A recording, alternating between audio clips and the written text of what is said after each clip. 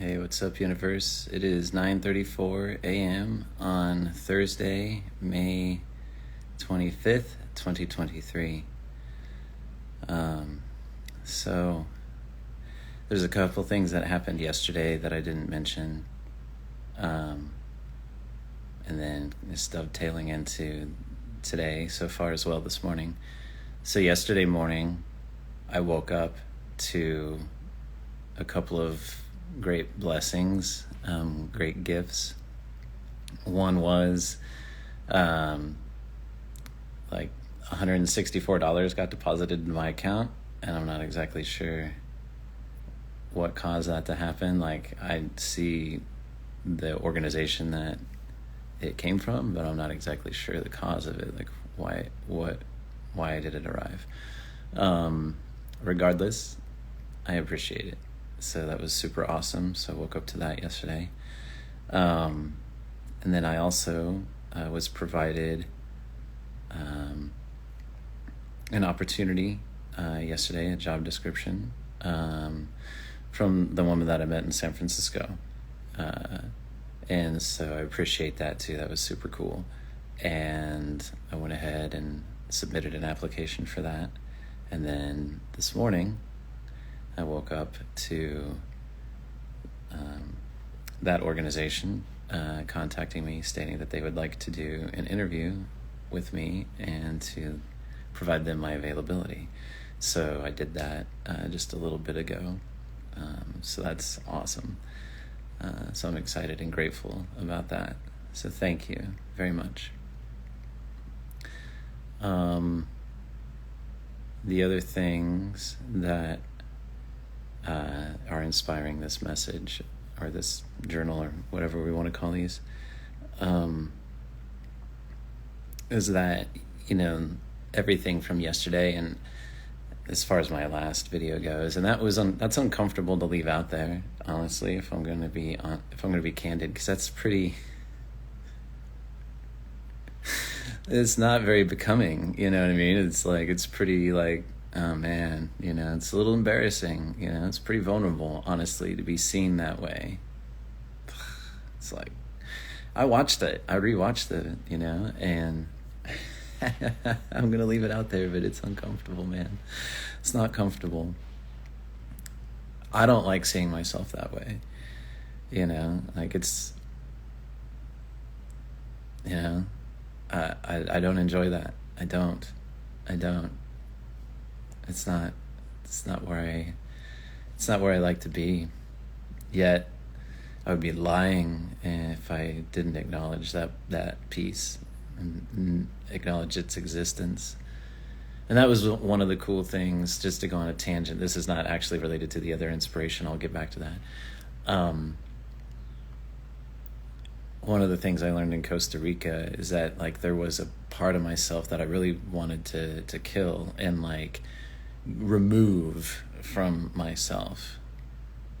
And it was a really powerful thing for me to learn that actually that part of myself was just it was just misguided, misunderstood. It wasn't integrated in a way that was healthy for me. It's a necessary part of me. It's a part of me. And so there's no reason to, like, I had such anger towards it because of my relationship to it, what I was bringing back to it, how I was relating to that part of me is honestly what the problem was. And redefining and just redefining that relationship with myself, or that part of myself, opened up like a lot of healing, and that was really cool. So I would be lying if I didn't show those things, but it's not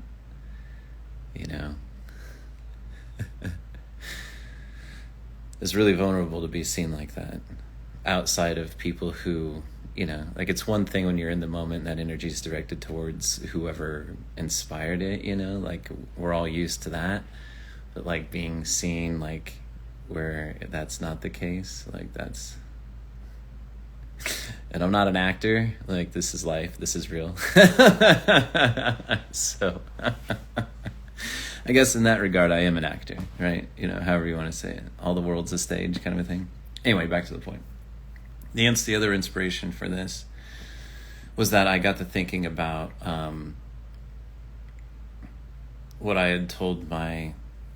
What do I want to... I haven't figured out the best way that I would like to reference my... How do I want to say it? I just want to say her name. I guess my most recent ex-wife is the easiest thing that comes to mind, but I really don't. It's not at all my preference. Anyhow, we had a great text exchange last night, and it was funny afterwards that I was like, wow. I was like, that felt totally clear and good, and it was a great communication. And the thing about text exchanges, like while we were together, like there was always like this charge or like some type of something present, and miscommunication was like super easy to do. If you guys ever seen like Key and Peele's like misunderstood text skit, like that, yeah, like that almost, you know, or it was just like not quite like that, but you know, it was present, like it could happen. But like last night was like it was totally easy and clear and like no charge, like no misunderstandings, and it was like, huh, what an interesting thing. When we're not together, this communication is like super easy.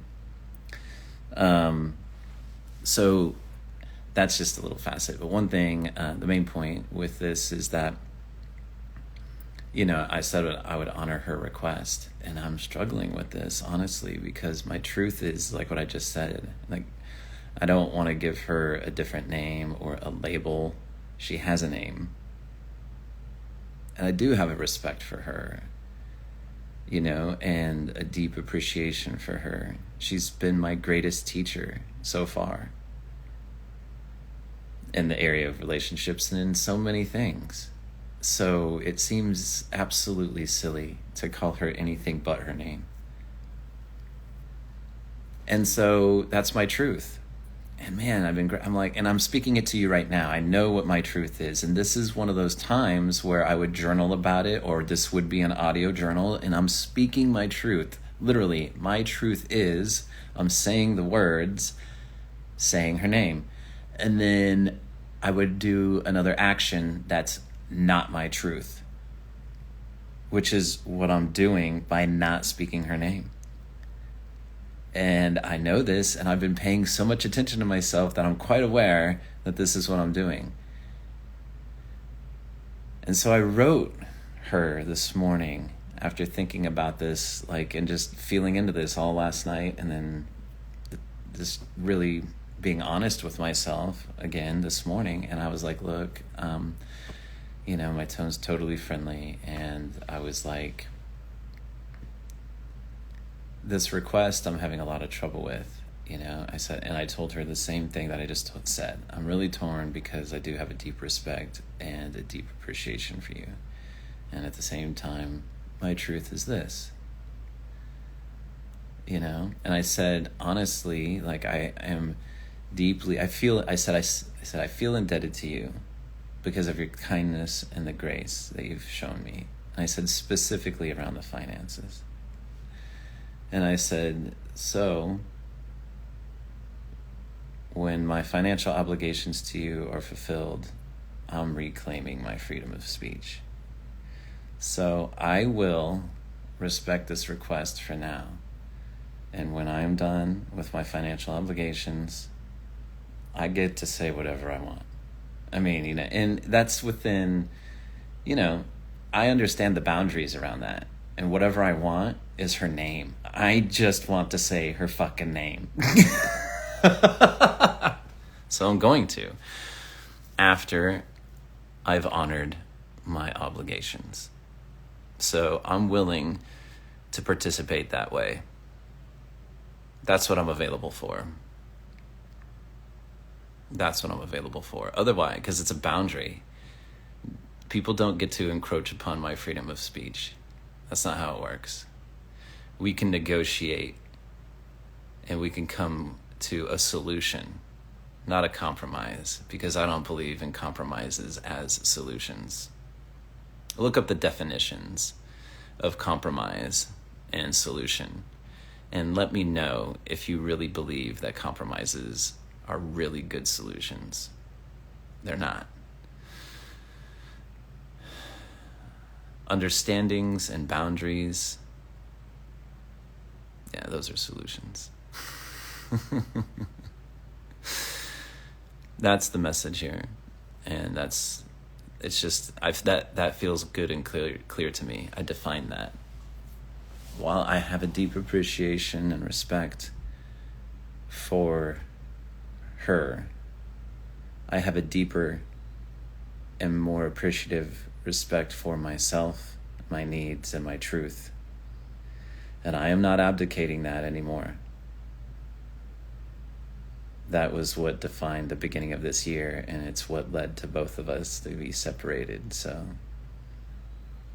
I'm not backing away from my truth. That's not how this works.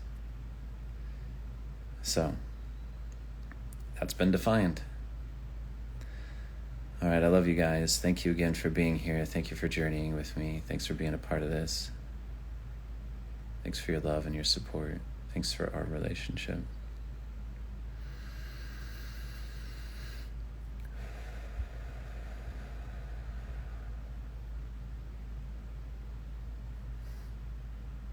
Thank you. I love you guys. I'll talk to you later.